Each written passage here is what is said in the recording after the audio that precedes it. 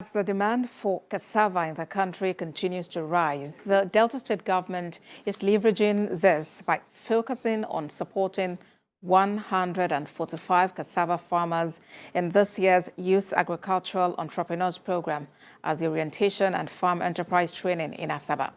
The Chief Job Creator, Eboh, urges the participants to make good use of the opportunity to grow their farm enterprise. We have the report. It is the seventh cycle of the Delta State Youth Agricultural Entrepreneurs Program, initiated in 2015 to address unemployment and food insecurity by encouraging young people to take to farming, which has yielded bountiful harvests with over 1,500 farm enterprises established across the state. Will be better than today. Today is the orientation and farm enterprise training for these 145 new intakes.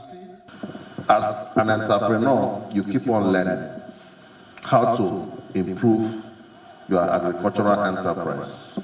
And agriculture is a very dynamic enterprise. You keep on learning every day, cultivation practices, management practices, ways to cope with agricultural risks and uncertainties. For obvious reasons, the focus of this year's edition of Govt is cassava farming. Federal government, there's a policy that 40% of cassava flour be added to 60% of wheat flour for production of bread. And based on that, there has been an increase in demand for cassava roots, and also with increasing industries. So based on that, and in line with the policy of Delta State government on job and work creation.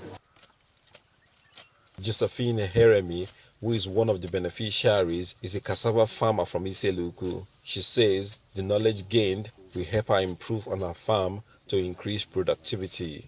This program helped me to know that anybody that is doing business needs to keep record of his business.